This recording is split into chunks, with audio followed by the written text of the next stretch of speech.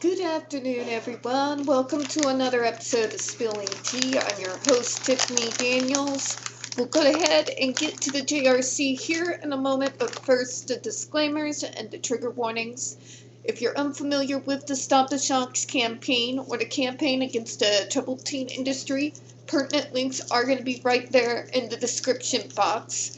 We have Autistic Hoya's massive archive on the subject, where we get the bulk of our material for this JRC for the channel.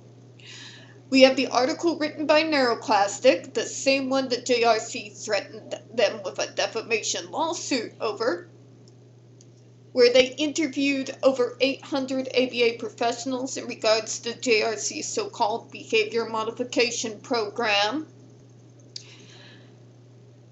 The JRC, with their threatening of the defamation lawsuit threat, did not really scare Neuroclastic at all, so they refused. It's still on their website. Please go ahead and read it. Share it on all your social media. We also got a link in there to their GoFundMe, just in case the JRC ever actually does see through with their threat. Trigger warnings. When we discuss places like the Judge Rotenberg Educational Center or Agape Boarding School for Boys, you're going to hear vivid descriptions of and catch clips of surveillance footage of people with mental health issues and disabled people being tortured and abused. If you do got young children present, utilize the headphones, please. Also, folks, this channel is marked not for kids for a reason. We use profanity and speak on dark subjects. If your child's 16 and younger and watching this, parental supervision is advised. Also, folks, you know the drill. We are reading the JRC's complete, utter gaslighting garbage and trying to respond to the FDA.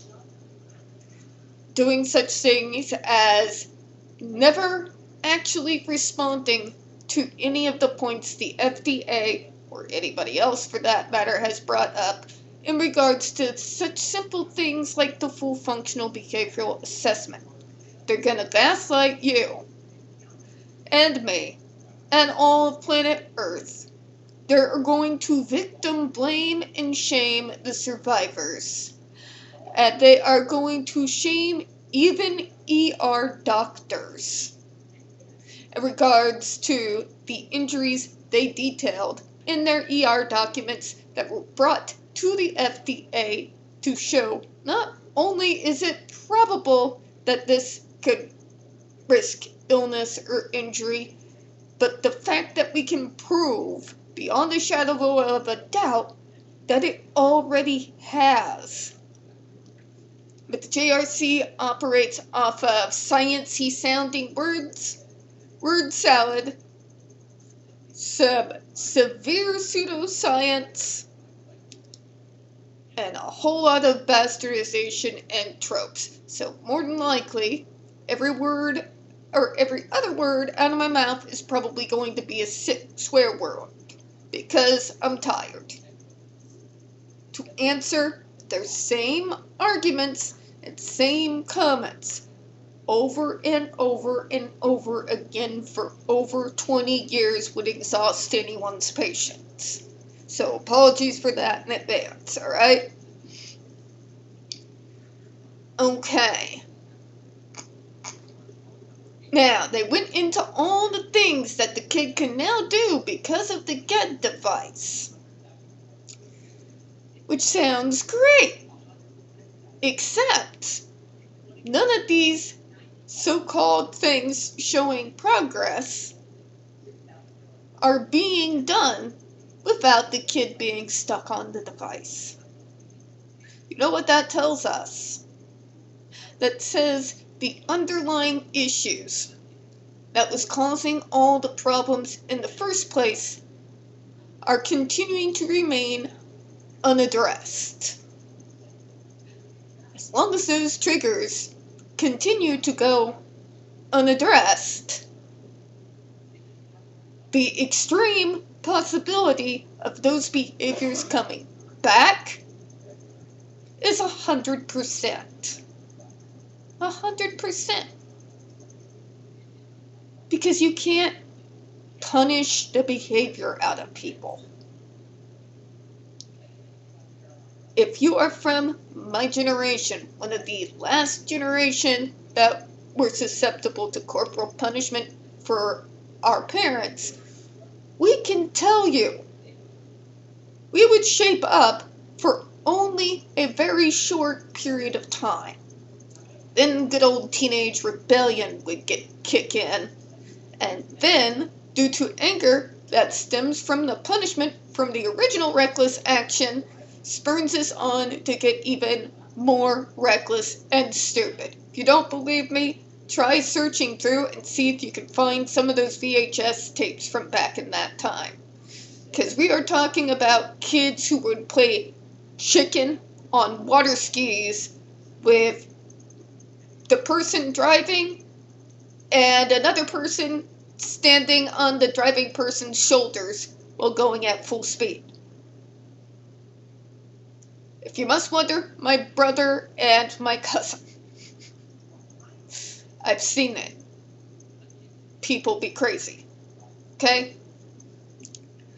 My point is, if we remove that device and get them out of the JRC and begin the very extremely normal process of integrating them into adult services, like should have been done for most of these people at least 10 years ago, at the very least,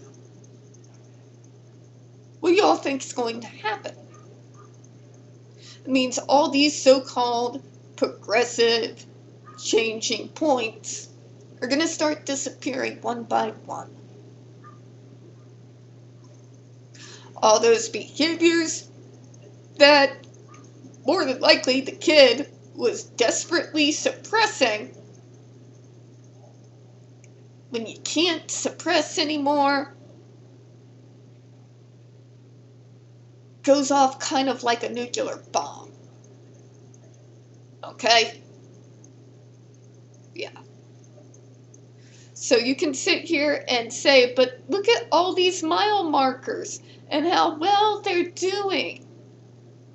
This is the benefit of their SIB and AB going down. But do those benefits remain once you take them off of the device? Yes or no, JRC? This isn't a difficult question here. If the answer is that if they are taken off that device, oh, these so-called positive changes would start disappearing and the behaviors come back, that means those changes weren't real. It was a mask. Okay?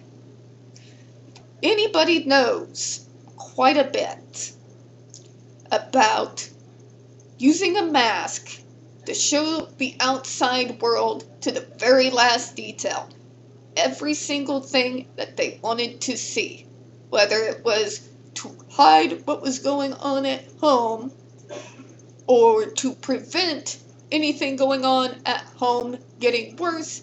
Believe me, I would know. Because straight A's, folks.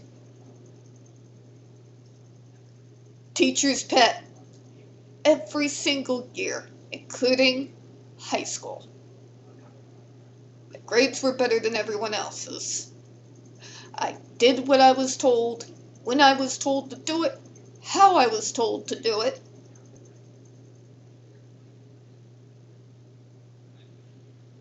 It didn't change the fact that I was being horrifically abused by my stepbrother and had been uninterruptedly abused by said stepbrother for years.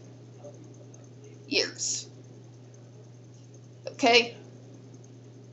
So-called on-surface visible positive changes are sometimes not what they appear to be, especially when you're dealing with neurodivergents, who we all, through one avenue or another, whether we know the term masking or not, we all learn to do so as a means of survival, a means to protect us from bullies, You get the picture, right? Yeah. If those positive changes that came from less SIB and AB begin to disappear in alphabetical order after removing the device, that means that in actuality, those positive changes were not real. Okay? It's a performance. It's what we show you so that you will leave us the fuck alone. That's all it is, nothing more. Real positive changes and behaviors and faking those behaviors are not the same thing. Not at all. See, when you're masking and you're giving all these positive vibes, it's like I told you yesterday. People still sense that something is off because what you're presenting to the public is just a little bit too perfect. When somebody's doing something and it seems a little bit too perfect, it feels a little bit creepy when you notice, doesn't it? This is not to be mean to my own self, it's just, you know when someone's putting on a show. Okay? And kids are kids. In particular, if you're doing that while being the teacher's pet, they're going to pick and pick and pick at you. Okay? They know something's off. It's too good of a picture. Genuine positive change means that if whatever program I am a part of, I'm making those changes, and it's not under the threat, the Damocles sword, if you will, of Aversives if I don't perform perfectly, the changes don't remain afterwards once you're no longer under threat. I'm sorry, folks, they don't. There is a crash, there is shutdown, there is a whole lot of humiliating, utterly humiliating times where we have to relearn skills that we could previously do in our sleep. Okay? That is the toll of being forced to be something other than what you are every single day. It is physically, psychologically, and soul deep exhaustion. And when you crash, you will lose those skills. You will. Believe me, I've been through it. I know. Okay? So JRC, you trying to sit here and tell us how so much better everything is if all those gains can be erased by simply removing your human shock collar, then none of those changes were actually profound enough to have a positive behavioral change that will follow them long after they have left your school. Okay? Yeah. They lose everything you're listing here because they leave you and get away from that abusive device.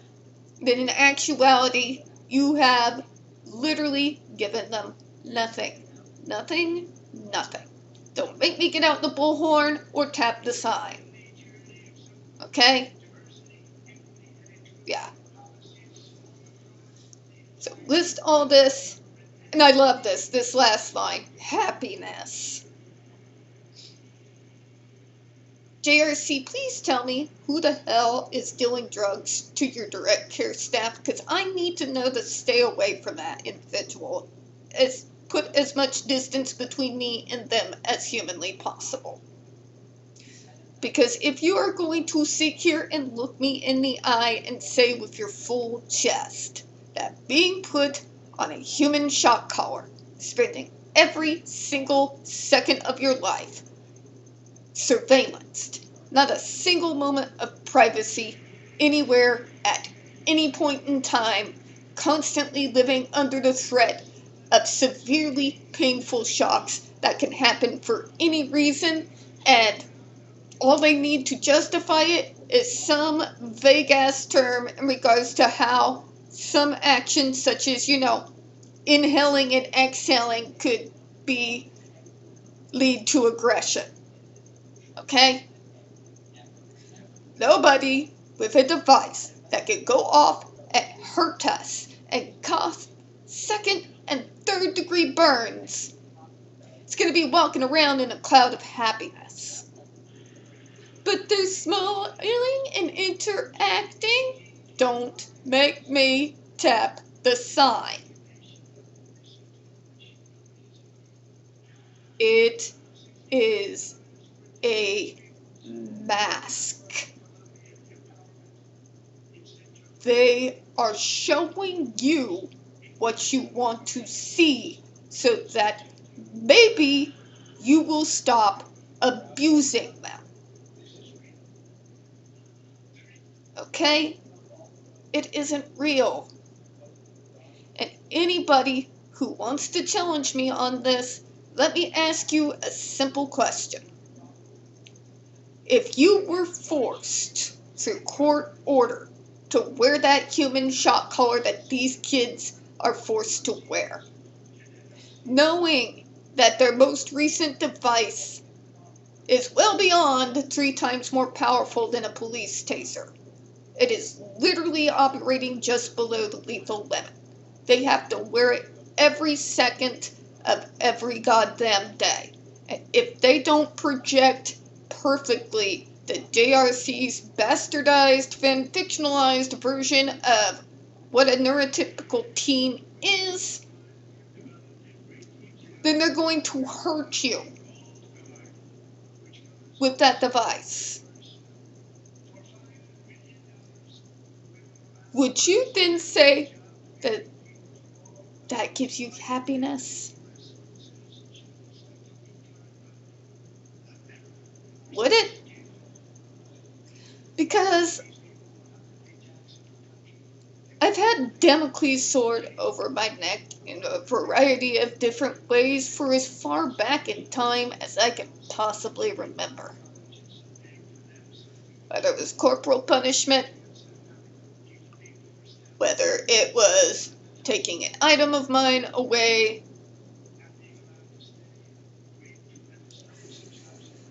yeah. And I'd wear the mask, and I would play fake.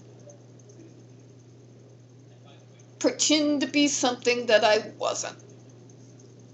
Just to survive another day and be left the hell alone as much as humanly possible.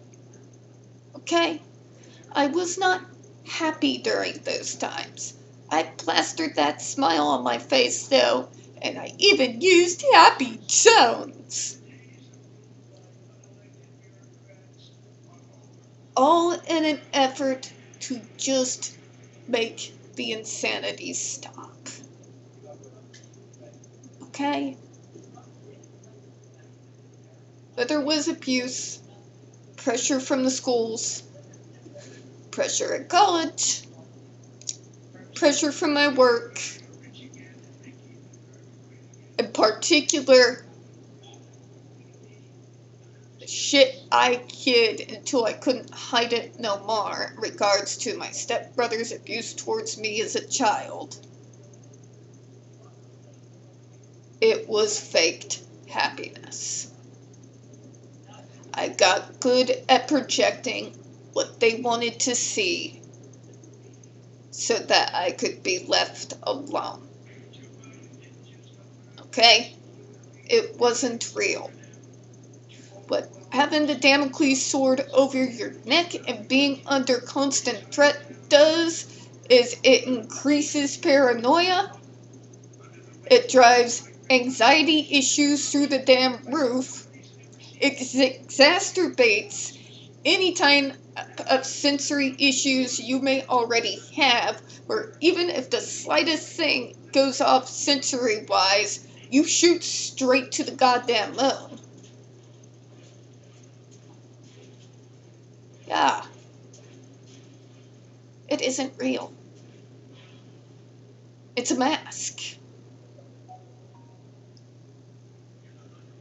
And the interesting thing I've always found is that neurotypical teens are a hell of a lot better at being able to realize when somebody's masking than neurotypical adults are. Neurotypical adults, if you show them what they want, they want to see, they usually won't read into it any deeper. Neurotypical teens, on the other hand, will. Okay? Because they know it's faked. You cannot live under constant threat of potential harm or violence being perpetrated upon you and be genuinely happy about your circumstances at the same time. Okay? Just because I am smiling and laughing and looking like I am enjoying being there doesn't mean I actually am.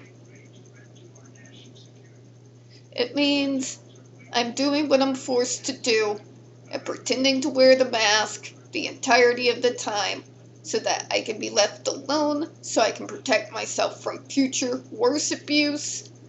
You get the picture. Sometimes you'll just wear the mask so that teachers don't start guessing what the hell's going on. I've done that too. If your life is under constant, never-ending threat, I guarantee you, you are not living with happiness. And the fact that they're like, but we can see it. This is what the device gives them. Okay. I'm going to take that kid out of Canton, Massachusetts. Okay? We're going to fly out. We're going to bring them through SGF, that's the Springfield Branson Airport. We're going to bring them here. There will be no direct care staff from the JRC. This is a hypothetical, folks. Not actually going to do this. Completely hypothetical situation I'm creating. Which means we're going to be half a way across the country from anybody from the JRC that would be able to try to manipulate or insert themselves into it. I'm going to sit them down over on my nice little Walmart couch over there. And then I'm going to ask them in a safe space if they are happy.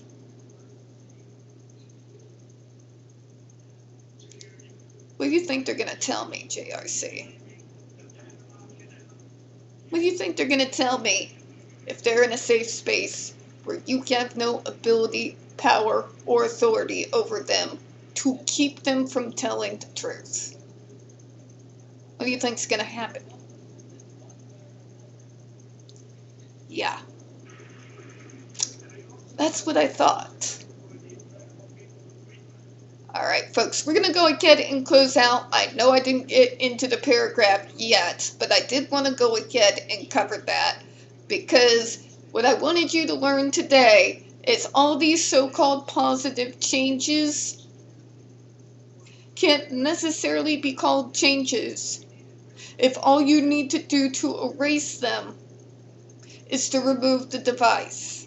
That means those changes were not successful Those changes were temporary to try to protect them from further abuse. And when they are in a safe space, if they begin to disappear one by one, that's because, hey, suppression, masking for that long, usually leads to burnout. Burnout has consequences. If those positive changes were listed under a different treatment program, I'll be honest, none of them are perfect. Not even person-centered planning. But yeah, trying to tell me that someone you've got on a human shock collar, because of that collar, they're happy. Maybe it's you and not us that needs your head examined. We're going to close out on that one, folks. We don't get very many views on this channel, and the few we do tend to get removed from time to time. So please don't forget to hit the like button, hit subscribe. Please don't forget to hit the comments. I appreciate your time. And as always, folks, we here at Spilling Tea hope you have a good one. I'll see you here in a few minutes. Bye-bye, everyone.